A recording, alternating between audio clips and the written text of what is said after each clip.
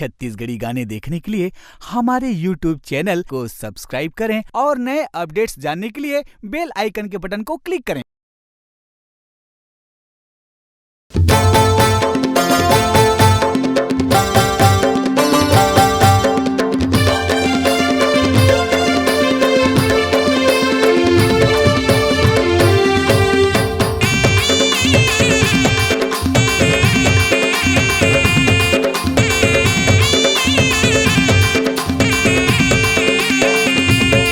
रानी जान ले अपन मान ले मोला जान ले ना वो रानी जान ले अपन मान ले मोला जान ले ना वो नो हो ज्यादा दूरिया के मैं मोर सो बांध देना वो नो हो ज्यादा दूरिया के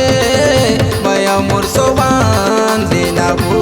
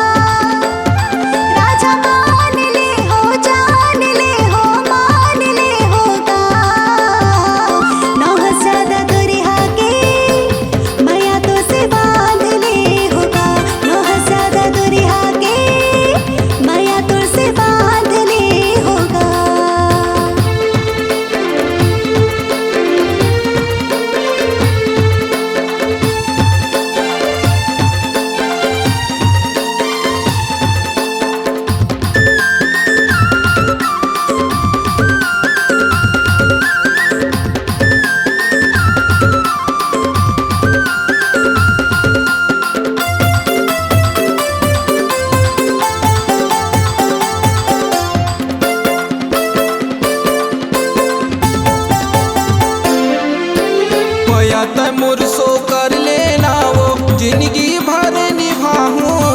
मैं तय मोर सो कर लेना वो जिंदगी भर निभाऊं अंग अंग माँ मोर कहना पहनाती दिल माँ अपन बसाऊं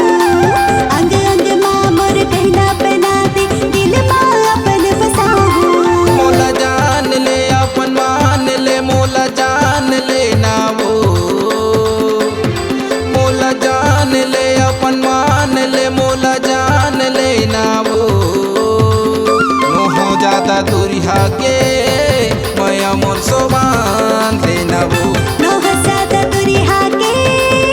मैं तोर से बांध ले होगा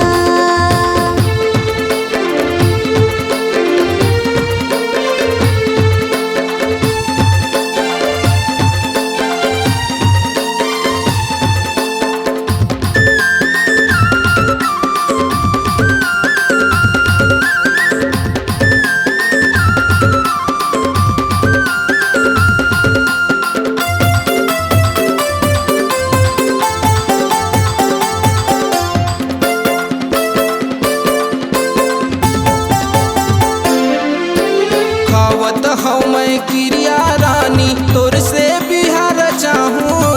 खावत हूँ मैं क्रिया रानी तोर से बिहार चाहूँ तै बन पे मोर घर वाला मैं घर वाले बन जाऊं तै बन पे मोर घर वाला मैं घर वाले बन जाऊं मोला जान ले अपन मान ले मोला जान ले ना वो मोला जान ले अपन मान ले मोला जान ले ना वो नो हो ज्यादा दूरिया के मैं मोर सो बांध देना वो नो हो ज्यादा दूरिया के मैं मोर सो बांध देना वो राजा मान ले हो जान ले हो मान ले होगा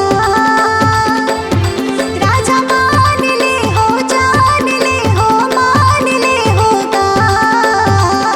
नो हो ज्यादा दूरिया के मैं तो से बांध ले होगा नो हो ज्यादा दूरिया के मैं मोर सो बांध देना वो नो हो ज्यादा दूरिया के मैं तो से बांध ले होगा नो हो ज्यादा दूरिया के मैं मोर सो बांध लेना वो नो हो ज्यादा दूरिया के मैं तो से बांध ले होगा।